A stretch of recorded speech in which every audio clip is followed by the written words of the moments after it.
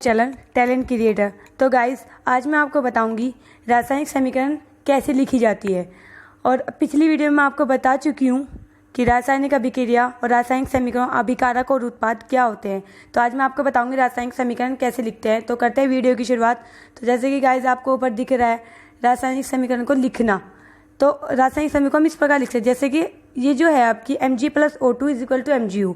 Magnesium के oxygen के साथ करिए, मैग्नीशियम ऑक्साइड बन गया। तो मैंने नीचे भी लिखा हुआ है, तीर के निशान के बाईं और दाईं ओर तत्वों के परमाणु की संख्या की गिनती करें और तुलना करें। दोनों तत्वों के परमाणु की संख्या समान है, यदि समान है तो ये समीकरण संतुलित और यदि नहीं है तो ये समीकरण असंतुलित।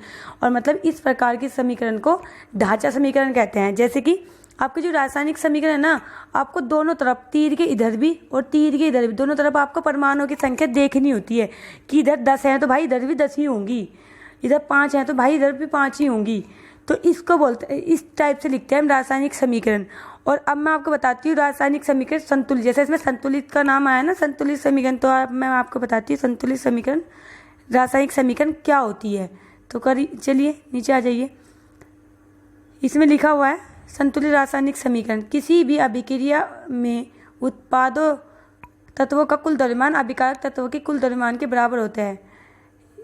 किसी भी अभिक्रिया में उत्पाद वाले तत्वों का कुल द्रव्यमान, जो आपके इधर बनेंगे तीर के दाईं ओर, और जो आपके इधर होता है, उनका द्रव्यमान बराबर होता है। और दूसरे शब्दों में उन्होंने कहा है रासायनिक समीकरण या रासायनिक अभिक्रिया के पहले उनके पश्चात प्रत्येक तत्व के परमाणुओं की संख्या समान रहती है। मतलब अगर भाई इधर 10 हैं तो इधर भी समान होंगे, परमाणुओं की संख्या और द्रव्यमान दोनों चीज़ जहाँ भी समान होगी जिस समीकरण में, वो समीकरण आपकी संतुलित समीकरण होगी या संतुलित रासायनिक समीकरण होगी।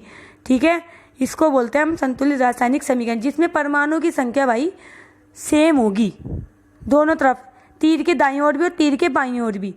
और अब मैं आपको बताती हूँ कि जो वो होती है आपकी परमाणु समीकरण संतुलित कैसे करते हैं। तो जैसे कि इसमें लिखा हुआ है रासायनिक समीकरण को संतुलित करना या बैलेंस करना। तो एक एग्जांपल मैंने दिया और साथ के साथ मैंने इसका टेबल भी बनाया हुआ है गाइज, क्योंकि टेबल से आपको सिखाया जाएगा। या आप इतना समझ लीजिए, जिसके समीकरण समझ आ गई ना भाई, वो अपना आपको किंग सोचे समीकरण का, क्योंकि आप बेसिक चीज़ें पकड़ेंगे तभी आप बड़ी इक्वेशन कर सकते हैं, रिएक्शन कर सकते हैं। तो चलिए बताती हूँ मैं आपको संतुलित समीकरण कैसे करते हैं। जैसे आपका यहाँ पे है Fe + वाटर और इक्वल टू एफ, मतलब एरो का निशान लगा, एरो का निशान लगा Fe3O4 और H2। तो अब आप देख लीजिए, मैंने एक टेबल नीचे बनाया हुआ है, आप देखिए टेबल के हिसाब से कि आपको क्या लगता है क्या चीज़ है। Fe यहाँ पे आप देखिए, यहाँ पे कितने हैं उत्पाद में, आप देखिए उत्पाद यही तो होते हैं इधर वाले, उत्पाद में आप देखिए Fe कितने हैं, यहाँ पे Fe 3 है, इसलिए मैंने उत्पाद में Fe 3 लिख दिए। आप पहले नीचे एक वो बना लीजिए टेबल में Fe, H और O जो आपके अभिक्रिया में उन सबको लिख लीजिए। फिर आप देखिए Fe मेरा यहाँ पे कितना, 1 मैंने लिख दिया, रिएक्टेंट में 1। Fe यहाँ कितना है मेरा, प्रोडक्ट में वो 3, मैंने वो भी लिख दिया। हाइड्रोजन कितने हैं यहाँ पे मेरे रिएक्टेंट में 2, प्रोडक्ट में कितने हैं, वे भी 2। तो शुरू के मैंने लिख दिए। उसके बाद आपको दिख रहा है Fe आपके ऑक्सीजन आपके कितने यहाँ पे 4 और यहाँ पे 1, तो मैंने वो भी लिख दिए।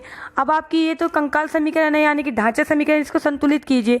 आप देखिए सबसे पहले आप Fe को, फेरस को या आयरन को संतुलित कर लीजिए। अब आपको पता है यहाँ पे आयरन कितने हैं, 3 है, कितने हैं 3 है।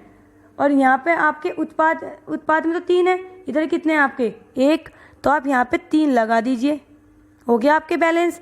तो 3 × 1 = 3 हो गया आपका। फिर आपका इधर देखिए 3 है, अब आप सेकंड क्या बैलेंस करेंगे, H यानी कि हाइड्रोजन। अब आप देखिए रिएक्टेंट में H कितने हैं, 2 और यहाँ भी 2 हैं।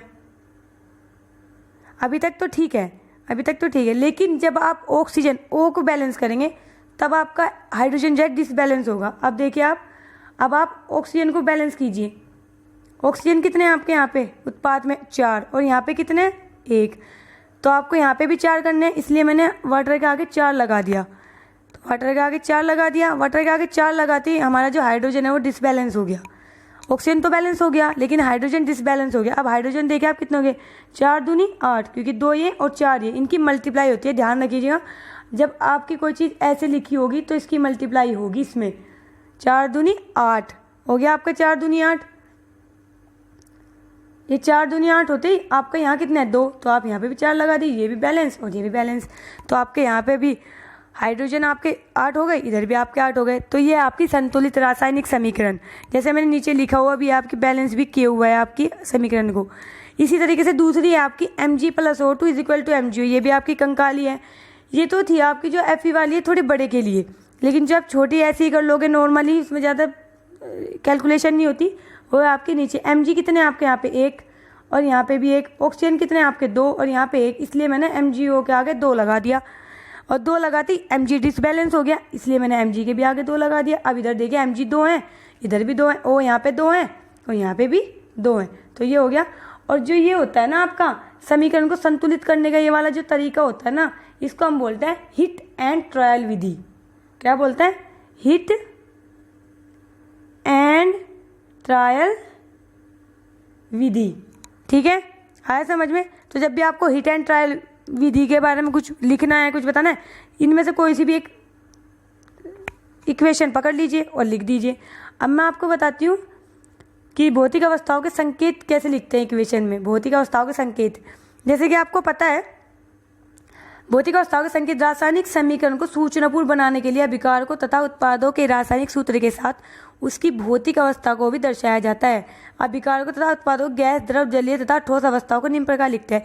मतलब भौतिक अवस्थाओं के संकेत। अब आपको इक्वेशन में तो पता नहीं समीकरण में कि ये चीज़ क्या है, आप तो समीकरण को बैलेंस करोगे सिर्फ, लेकिन आपको पता भी तो होना चाहिए भाई ये है, या इसको ये बोलते हैं, इसको बोलते हैं। जैसे आप गैस के लिए G लगाएंगे इक्वेशन में, L लगाएंगे आप लिक्विड के लिए, द्रव के लिए। अब जो S है वो सॉलिड के लिए लगाएंगे, ठोस के लिए।